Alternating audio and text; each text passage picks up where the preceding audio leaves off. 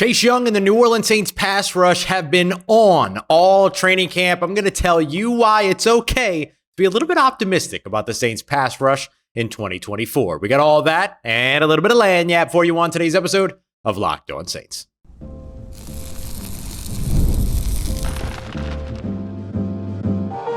You are Locked On Saints, your daily New Orleans Saints podcast.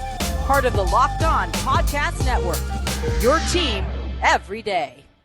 What is good, Who Dat Nation and Who Dat family? I am your host, your friend, Ross Jackson, New Orleans native, your New Orleans Saints expert and credentialed member of the media covering those New Orleans Saints. As a Saints beat writer over at LouisianaSports.net and Saints analyst over at WWL TV. And on today's episode of Locked On Saints, with Justin Simmons now at Atlanta Falcon, where will the New Orleans Saints turn next at safety? And well, it's going to be kind of the same plan as it was all along. We're going to break that down. We'll take a look at the ongoing offensive line issue for the New Orleans Saints, which just got worsened with a key injury to rookie tackle Taliesin Fuanga. Where will the team go? What will the team do? Where do they go from here? What's going to happen? We're going to take a look at all of that. And I want to lead everything off today by taking a look at the New Orleans Saints pass rush, which does, regardless of the offensive line struggles, have reason for optimism in terms of what this team could look like as a pass rush threat in 2024. We appreciate you very much, as always, making Locked On Saints your first listen and for being an everydayer here on the show every day. As a proud part of the Locked On Podcast Network, your team every day. In today's episode, brought to you by our friends at Game Time. Download the Game Time app, create an account, and use the promo code LOCKEDONNFL for $20 off of your first purchase. Terms and conditions apply. All right, so the New Orleans Saints pass rush all throughout training camp has looked much better this year than it did last year. We're seeing a lot of pressure, a lot of forced scrambles for opposing quarterbacks. We're seeing sacks. We're seeing hits, quote unquote hits, right? Not actual hits on the quarterback because it is training camp. We're also seeing good run defense plays, all these other things as well. So it can be a little bit hard to manage the expectations around this. And this is the core issue of training camps, right? Training camps, it's the team against the team. And so when the pass rush is doing really well, is it that the defensive line is performing well, or is it that the offensive line is struggling? And it's no mystery that the New Orleans Saints offensive line has been a bit of a sore spot for them, to say the least, over the course of this offseason and training camp. So how can you have, I don't want to call it faith, but how can you have optimism about the New Orleans Saints defensive line, knowing how poor the performance has been on the New Orleans Saints offensive line? So I was hoping that maybe I could give a little bit of insight into what exactly we're seeing, because there are sacks that are kind of this umbrella stat that everybody uses, word that everybody loves in the NFL, particularly over on the defensive side, all the other stuff. But there's different qualities of sacks, right? A sack that happens 6 seconds after the snap because the coverage downfield is different than a sack that happens 3 seconds after the snap because the defensive lineman beat the offensive lineman right around the corner and won immediately on the line of scrimmage and got after the quarterback. There's different types. There's the sacks where the defensive end runs to and tackles the quarterback. There's the sacks where the quarterback is flushed out because they're feeling pressure and accidentally runs into a defensive lineman. There's a lot of different ways that a sack can look. So what I wanted to highlight here is that the pass rushing moves that we've seen from these defensive ends, Chase Young, Granderson, Cameron Jordan, and in some cases as well, Isaiah Foskey and Peyton Turner. Don't forget, Isaiah Foskey was at one point my most improved player of training camp. I think Alontae Taylor has run away with that title now. But the pass rushing moves, pass rushing plan has been a lot better from these defensive linemen. We're seeing them win with a bunch of different moves or stringing together a bunch of different moves and winning on second and third efforts. The sort of motor, the drive, all of those things at the top of their game. And that includes Chase Young, who has been consistently criticized for taking plays off and playing quote unquote lazy. We haven't seen any indication of that from Chase Young here in 2024's training camp. We've also seen the Saints generate pressure from the second level, which is something that they've always done very well. But even beyond that, safety pressure and slot pressure as well. Great angles on blitzes by guys like Alontae Taylor, who I just mentioned is probably the most improved player of training camp so far. Tyrann Mathieu had a good blitz through the B gap not too long ago. We've seen it from Jonathan Abram as well. So lots of pressure coming from different places. So your pass rush doesn't have to just be about your offensive line versus your defensive line. Sometimes you're looking to supplement your pass rush, and the Saints have done that successfully in regular seasons for the past few years and have continued to do that successfully here in training camp. I'll mention again coverage sacks. Good coverage by the defensive backs downfield has created opportunities for the defensive line to be able to get into the backfield and get after the quarterback. Now, here's my big question in terms of really seeing a marked improvement from the defensive line. This is the real thing for me going into 2024. And I'm going to tell you right now, we don't have the answer for it. But can this New Orleans Saints defensive line finish plays at the quarterback? That's going to be the big thing. Or are we going to see a bunch of almost sacks, which drive every viewer crazy, drive every player crazy, right? The players hate it too. But we won't know that through watching training camp, because in no scenario are you actually hitting the quarterback or trying to take the quarterback down to the ground.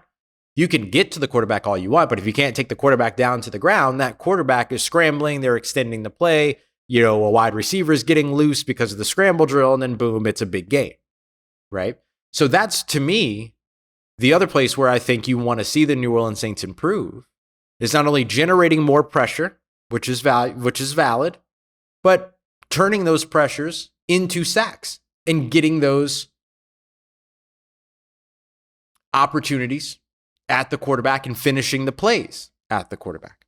I think that those things become just as important, or those moments become just as important as can they beat the offensive line in front of them? Because we've seen consistently this New Orleans Saints defensive line be able to beat the offensive lines in front of them on a game-by-game basis. However, they haven't always been able to finish plays at the quarterback, so you haven't been able to enjoy sort of the spoils of that labor.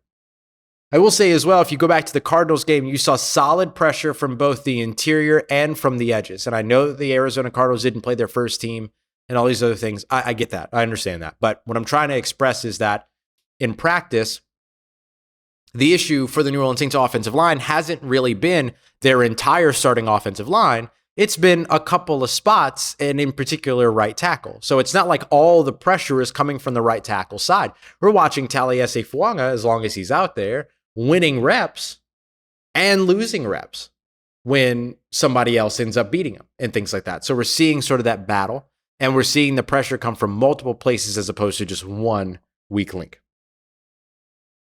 The other thing that I'll mention too is the addition, and this is the last thing that I'll mention on this, and then we'll look at the offensive line side of it. The addition of Chase Young is having an impact. The New Orleans Saints wrapped up day 17 of practice on Thursday. I counted back to day 10, so that's 7 practices, and counted at least 10 sacks by Chase Young. Chase Young is having an impact. And the reason why I say at least Chase Young, because in my notes sometimes I'll get a little snarky, and I'll write things like sacked by the entire defensive line. I don't know. Maybe I should have been more specific there, but I'm pretty sure with that being a first team rep, that would mean that Chase Young was a part of that defensive line. So at least 10 sacks over the course of the last 7 practices by my count, okay, for Chase Young. And so the Chase Young effect is something else that should help this New Orleans Saints defensive line be better than the offensive line is worse, right? So that's one of the other things that I'll highlight there. But does it all just come down to the offensive line? Let's take a look at the offensive line next, because here's the real deal. As bad as it's been and as bad as you've been told it is, including by myself, there have been wins on the offensive side. So how do you balance your look at the offensive line versus the defensive line from the offensive line perspective? That's what we're going to break down next as we continue on with today's episode of Locked On Saints, part of Locked On Podcast Network, your team every day. Today's episode of Locked On Saints brought to you by our friends at Game Time, my absolute favorite place to go to grab tickets for last-minute events, especially. Their last-minute deals are awesome. They've got flash deals. They've got zone deals. They've got the Game Time guarantee to where if you buy a ticket with them and then you find a ticket in the same row and same section on another ticketing site for less, they'll credit you 110% of that price. It is awesome.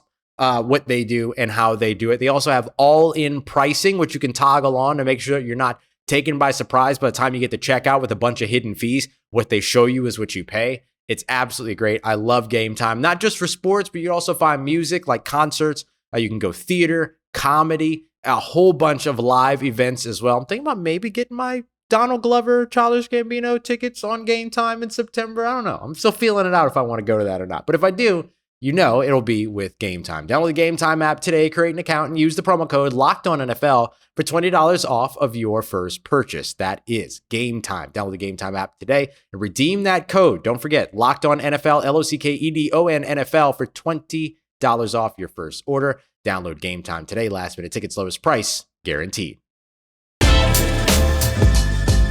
All right, family, there are some key takeaways around the New Orleans Saints offensive line that should lead you to believe that the defensive line success is more about the defensive line's success than it is about the offensive line's failure. We appreciate you very much, as always, making Locked On Saints your first listen of the day every day. Don't forget, for your second listen, to go and check out Vinny Iyer as well as Michelle Majuk over at Locked On Fantasy Football every single Monday through Friday, every day, giving you fresh fantasy football advice to make sure that you are the smartest football player in your fantasy football league. So go and check them out today at Locked On Fantasy Football, wherever you get your podcasts, and on YouTube, proud part of Locked On Podcast Network, your team every day. So when I talk about like the New Orleans Saints defensive line success versus their offensive line's failure, I'm not saying that the offensive line as a whole has been a failure. I'm just saying that there's a lot of times where you have these conversations around like Chase Young having 10 sacks since day 10 of practice, by my count, at least 10.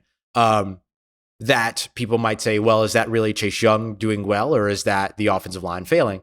And I think we have to keep into perspective here that there's a difference between the offensive line failing and the offensive line being a concern. Like, those two things could be the same thing, but they're not the same thing right now. Eric McCoy, Cesar Ruiz continue to perform well. Lucas Patrick has fit in well over at left guard. I think he brings a lot of energy. He brings veteran experience. He brings a lot of grit as well to the position. Taliesin Fuanga has been really solid over at left tackle. Yes, he's lost some reps, but he's won a lot of reps as well. His handwork, all the other stuff has been fantastic. The issue is that now you're dealing with back tightness for Taliesin Fuanga, which has kept Alvin Kamara out basically this entire week, as I don't expect that we'll see him later on today. And the Saints only have one more practice before they go up against San Francisco on Sunday. So could that mean that Taliesin Fuanga is not available today and therefore also not available for Sunday's game? That is in the realm of possibility for this team. But if they go that route, and that means that he ends up being back in the lineup for the next week, then that's fine. What you don't want to do is push things and then end up in a situation where Taliesin Fuanga is missing long-term time, right? You don't want to go that route. So why should you believe that it's the defensive line finding success more than it is the offensive line finding failure? I want to highlight that, right, as a part of the answer to that question, that it's not just been all of the offensive line failing. They've had a lot of trouble at right tackle, right? Trevor Penning still trying to figure things out. He's got time to figure things out. They'll give him time to figure things out. And every now and then you're seeing some wins elsewhere, but elsewhere it's been a lot more back and forth than it's been at that one particular spot. And so when we look at where the pressure is coming from, when the pressure does come, it's not all coming from one weak link. It's coming from all over the defensive line because sometimes they win reps. The other thing that I'll mention too is that you've also seen proven success from each of these edge rushers. Cam Jordan has been the team's premier edge rusher since he was drafted, basically, or will be more fair than that, since the year after he was drafted. Carl Granderson was the team's sack leader last year with 8.5. Chase Young was the number 2 overall selection in his draft and had a decent year as a pass rusher last year. Great year as a pass rusher. His rookie season has been trying to recapture that flame here over the course of the past few years. Maybe he's in the process of recapturing it after the New Orleans Saints figured out, hey, you've been playing with this neck injury that's probably been causing you some issues. Would you like to get that taken care of? And then they got that taken care of. And then he followed his rehab, did everything that he needed to do to a T, got back out on the practice field way faster than anybody expected, and now all of a sudden is performing for the team that might have been able to unlock what it is that will rejuvenate his career by getting this neck injury taken care of. I'm extrapolating a little bit there, I'll admit, but I'm just trying to think about the mentality of a guy like Chase Young, who now has this team that's done this thing. Yeah, let me go ball out. Also, Chase Young is a motivated Chase Young. He's got a contract to get after this season as well. So I want to highlight those things because, yes, the offensive line has struggled, but the defensive line success has not always been, sometimes it has been, but has not always been tied to that struggle over on the offensive line. So The other thing that I'll mention is that if it is just the offensive line, right? Let's say that it is. Let's entertain that. What does that mean? If the offensive line is bad in 2024, and that's what made the Saints defensive line look good, if the Saints defensive line goes into 2024 and struggles or succeeds, it's not going to matter. Because if the offensive line is bad, the offensive line is bad, and the offense can't do anything. And if the offense isn't able to produce, it doesn't matter how good your defensive line is, you're probably not going to win games. So in any case, if the offensive line is good, is fine, or the defensive line is good, and it's good independent of the offensive line struggling, that could mean that the offensive line is indeed still bad, but the defensive line is still good. And in any case, that's going to end up with the same result for you as if the offensive line is bad and the defensive line is bad. It's the same result. It's the same result. So one way or another, or not even one way or another, in either case, you're arriving to the same conclusion. So that's the other thing that we have to consider here too, is like, is it a good defensive line or is it a bad offensive line? Well, one means the other. One means the other can't happen, right? One means the other doesn't matter. And if the offensive line is struggling, then it doesn't matter if the defensive line is good. It doesn't matter if the defensive line is bad. You're probably going to end up with the same result. Now, the offensive line can be helped with the run game in a way that you cannot simulate in practices. So this is something that is a little bit nuancy, a little bit hyper football nerdy. So bear with me for a moment, but I'm going to try my best to explain this. During a game, you have something called game flow, right? That game flow, you could also call it momentum too, right? And tendencies, things like that. So game flow includes this idea that as a game goes on, the defense is learning things about what the offense is doing, and based on that, they're making adjustments. The offense is then trying to adjust from that, so on and so forth.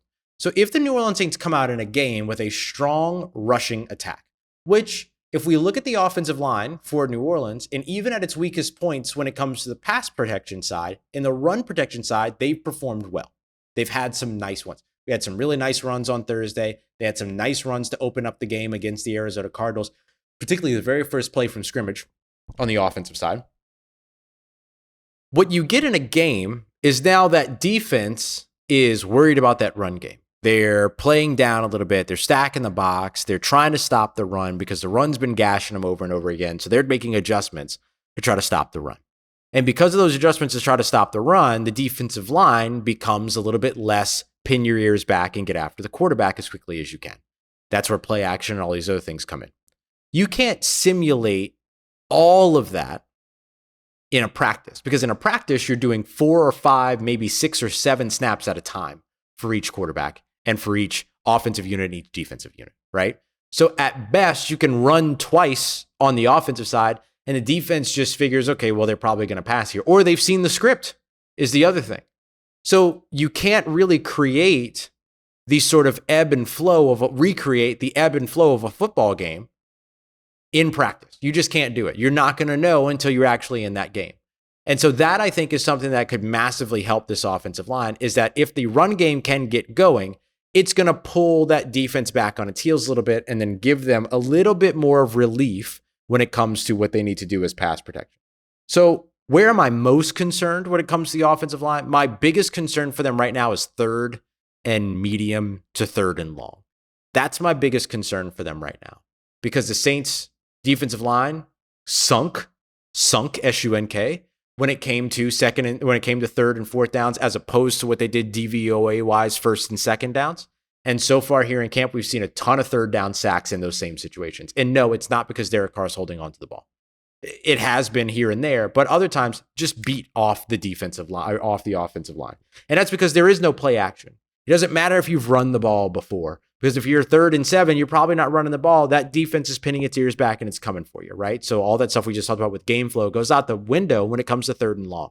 You lose all that. There's no scheme. There's no play action. There's none of that when it comes to 3rd and long. So for me, that becomes a really, really big piece of why I'm most concerned about this offensive line, and why I think the defensive line, though, is still making its progress. I really do believe that this defensive line is going to be better in 2024. All right, coming up next, I want to revisit the safety position.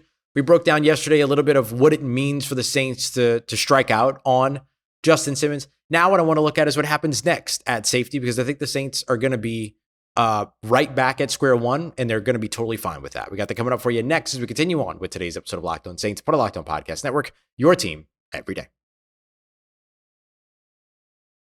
Today's episode of Locked On Saints is brought to you by our friends at LinkedIn Jobs. LinkedIn wants to help you find the qualified candidates you want to talk to faster and for free, and that's why you got to go and check out LinkedIn Jobs today. Yeah, look, if you're hiring for your small business, you want to make sure you're finding those quality professionals who are right for your role, who have the experience, who fit your culture, all of those other things as well. That's why you got to check out LinkedIn Jobs. They're not just any other job board. 70%, over 70% actually, of LinkedIn users don't even look at other job posting sites. So if you're not using LinkedIn, you're looking in the wrong place. 86% of small businesses also get a qualified candidate response in less than 24 hours after posting their job. That's absolutely insane. And they're constantly finding ways to make the process easier and easier. They've launched a new feature that helps you write job descriptions, making the process even easier and faster. So head over to LinkedIn today to post your job for free at linkedin.com/LockedOnNFL. That's linkedin.com/LockedOnNFL to post your job for free. Terms and conditions apply.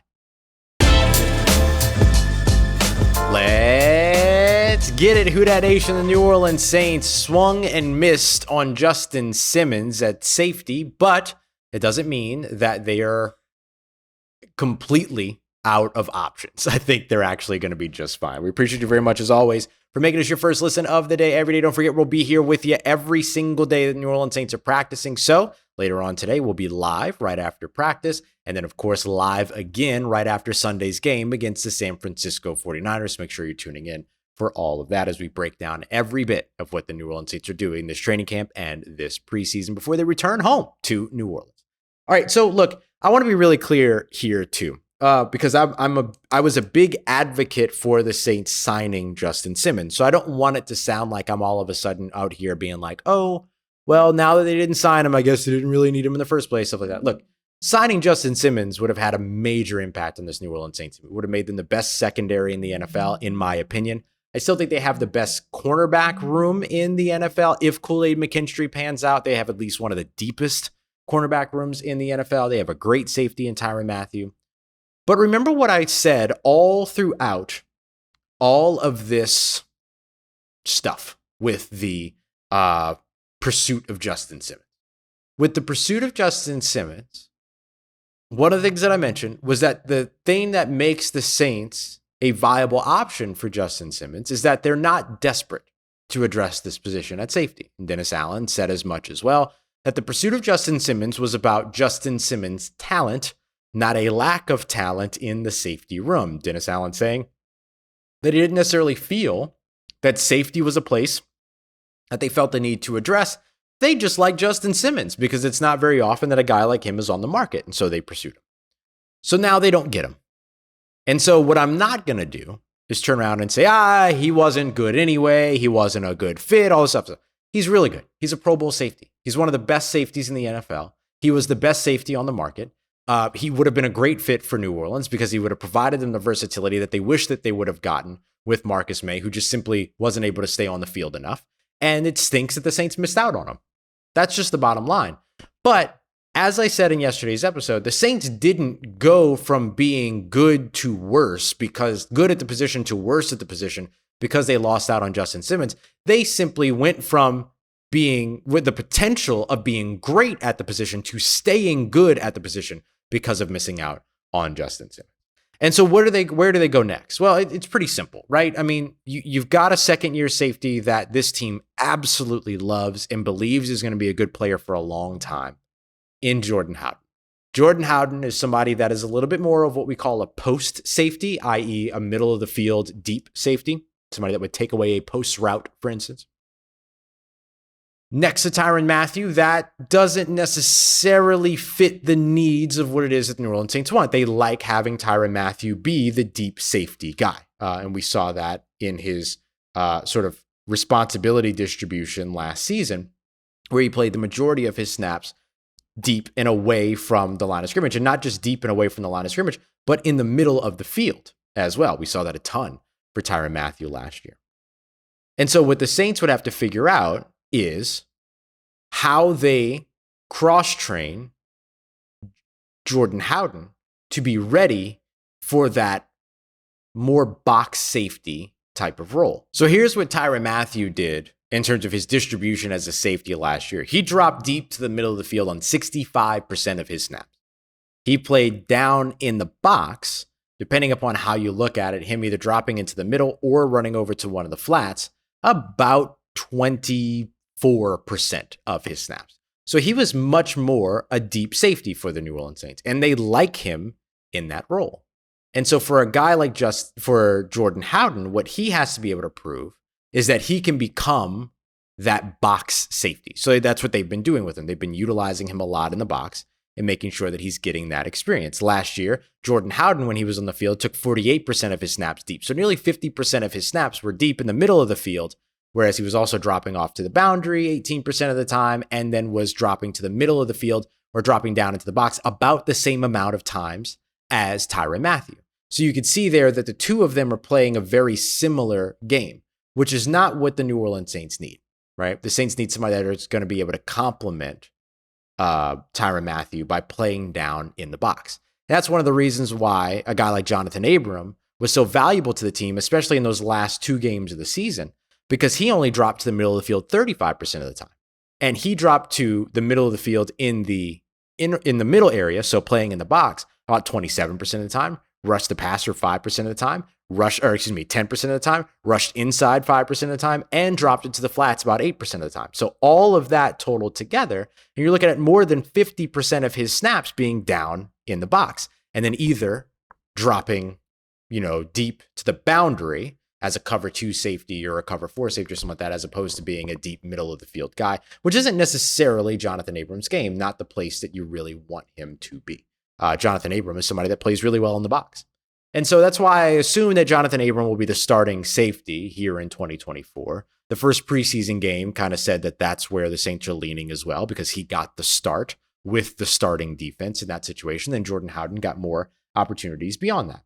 I don't think that that's a bad thing. I don't think that that's the wrong thing. I think that that's the thing that makes the most sense. You can go with your veteran guy that can play down in the box. You can continue to train up Jordan Howden to be a guy that can be versatile enough to step in place of either Tyrann Mathieu or Jonathan Abram, and then keep a guy like Will Harris on the roster who can play like 17 different positions. I'm just kidding, but he can play deep safety. He can play down in the box. He can play slot. He can play corner. Like, you can move him around all over the place if you're the New Orleans Saints. And keeping those 4 safeties along with like a JT Gray and or an Ugo Amadi, like however it is they want to go about it, just makes a ton of sense.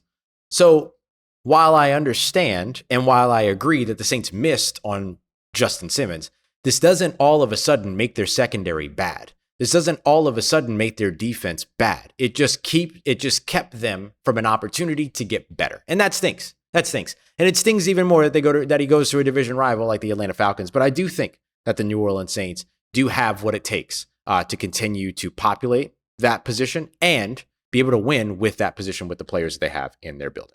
All right, y'all. We'll see you tomorrow or we'll see you later on today, rather, with a fresh live episode after practice. We appreciate you very much, as always, for making us a part of your day, part of your routine, for saying yes to me on the show. As always, if you see me, please say hi. And if you need anything else around your New Orleans Saints in between these episodes, make sure you follow me on your favorite social media at Ross Jackson, NOLA. Hit me up. Let me know how family's doing. Let me know how you living. Let me know how you momming them. And trust Who Dat Nation. I'll holla at you.